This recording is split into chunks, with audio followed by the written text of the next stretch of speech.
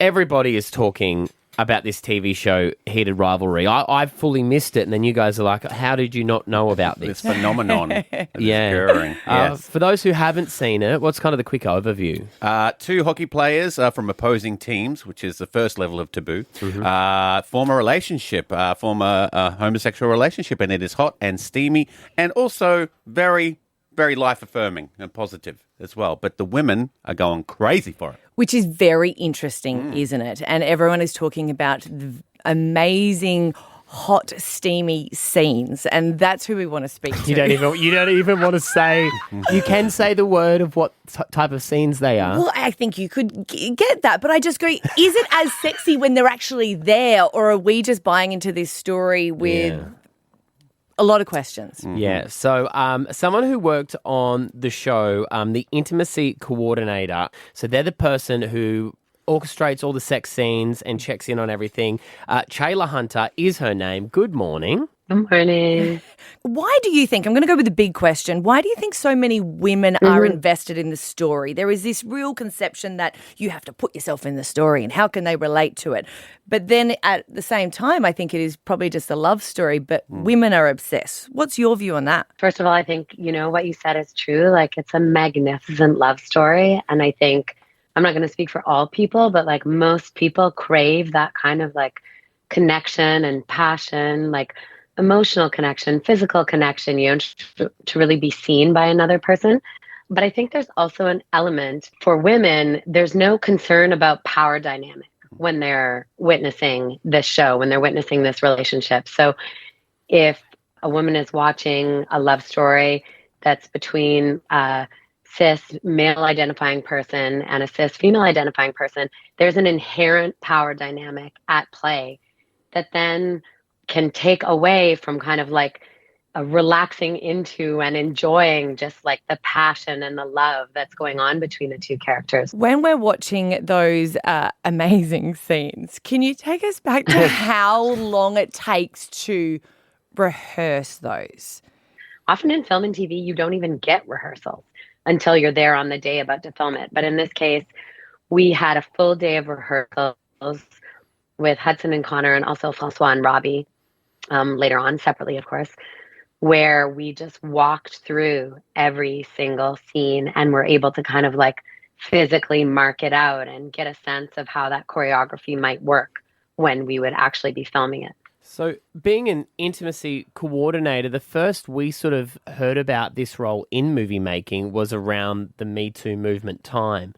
Is that a big part of what you do, making sure when people are acting and they're having doing sex scenes, because you want them to look as real as possible, that nothing crosses the line?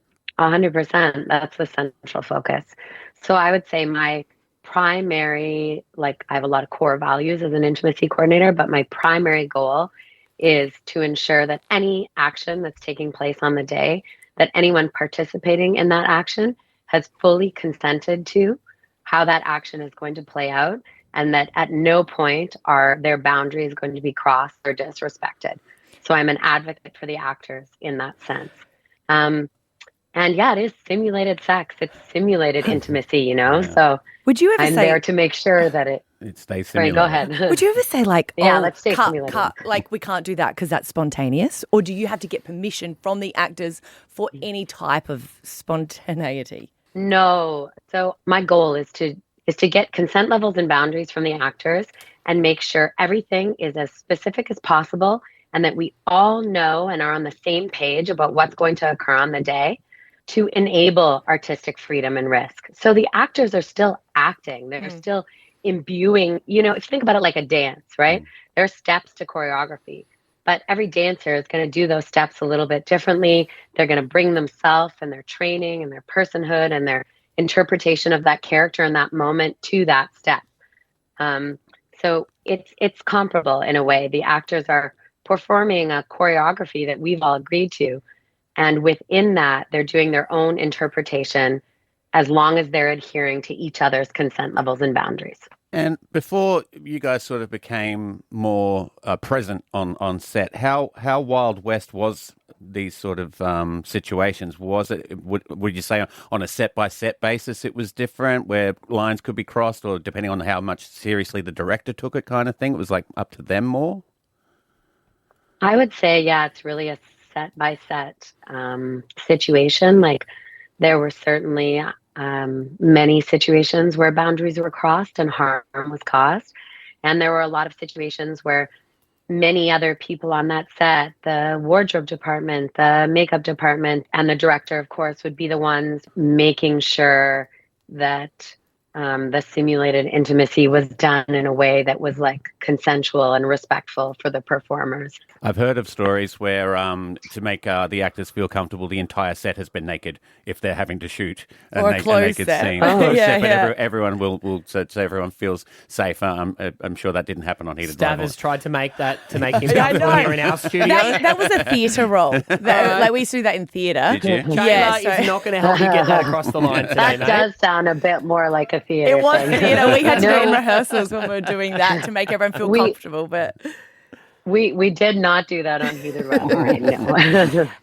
you obviously don't have any taboos talking about this because it is such a clinical thing where you're trying to coordinate all the movement. Also, make sure the director is thinking that is really how they want to bring it to life, and it is going to be so, I guess, steamy. I'm using that word.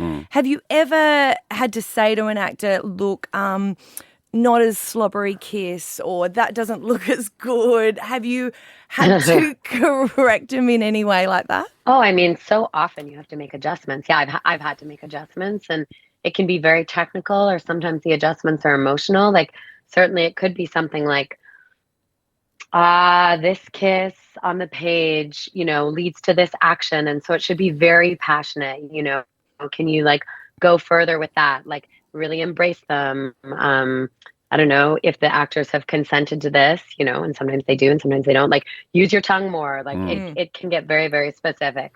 And other times it's more emotional. Like you're greeting this person with a kiss, let's say, but you just came from a fight with your mom. Like that might inform what's happening in this moment, or how you do this.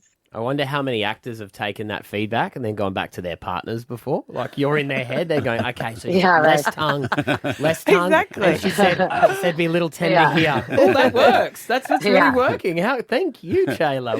I think one of the hardest things about it too, because it is so technical, it would be the lighting, right? Because they've got to hit their marks. Yeah, lights off are usually the best, I say. You do not want to be filmed. But you do have to be in exactly the right position, for lack of a better term, for the lighting to hit you correctly, and that's got to be in the back of your mind too. There's a lot going on that you don't even see that doesn't even make the screen. There's so much, honestly.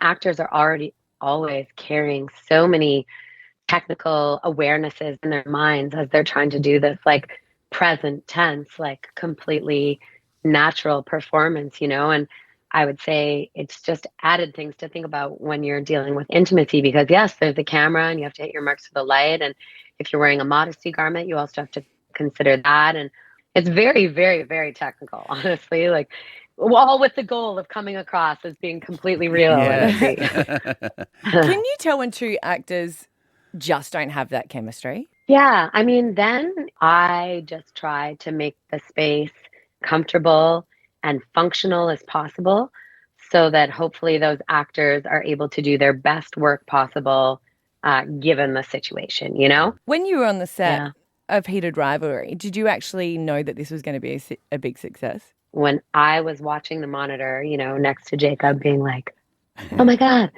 I felt like something special was happening. Yeah. Well, the real life effect has been amazing. Yeah. We've had some sporting superstars watch the show and then raise their hand and come out and go, I didn't feel comfortable saying this, but I'm going to say it now because this show has made it a lot more acceptable. And the most miraculous thing, you've got a whole new bunch of ladies into ice hockey. So congratulations on that. Yeah, totally. Yeah, thank you. Yeah. Is there ice hockey in it? Connor and Hudson, they do an amazing job as the leads. And I don't know a lot about them, but are they straight men in real life? Oh, that's not something I can speak to. Right. Well, the question I was going to ask you is, I imagine that there are a lot more goes into people who have not had those same sexual experiences in all walks of life, whether they're straight playing gay, gay playing straight. and you can't work off personal experiences sometimes. Yeah, I mean, I have a background as an actor, and I'll just say, like, I won't speak to anyone else's process, but there's a lot of different ways to empathetically connect to a character, whether it's your own lived experience or whether it's research or whether it's, extending your imagination. I mean, acting is literally about imagination so often. And so, yeah, I think that no matter the role, there's always going to be aspects of it that a performer might feel closer to or farther from. And that's part of the glory of the challenge of acting, is that you have to find a way into that character to be able to embody them. Do you find over the course of, actors come together as strangers when they start doing a show and then they have this lived experience? Do you find by the end of a series or a movie, they are so much closer in real life, like their characters become on shows? I mean, sometimes that's certainly the case. I mean, as in any workplace, you can only hope that, like, as you work more with people, you develop more familiarity and ideally a better relationship with them. So, and that's the flip side. It's ideal. Yeah, the flip side is, like, maybe you don't get along and then you just still have to be a professional and deal with it. Professional pretender. I find that amazing when I buy into this love story. I was like, oh my God, you're that annoying is me so today. real. Let's and go then have sex on camera. you find out that they have just always hated each other. The Notebook was a famous one. They did go and date afterwards. But yes, yeah. I was like, oh, wow. Well, Chala, really appreciate your time this morning. Heated Rivalry, it's all over the internet. I've heard there's a lot of group chats as well of people talking about it. You are the intimacy coordinator on that show, so thank you so much for your time this morning. Thanks for having me. All episodes of it as well. You can see it right now on HBO Max. It's Stav, Abby and Matt.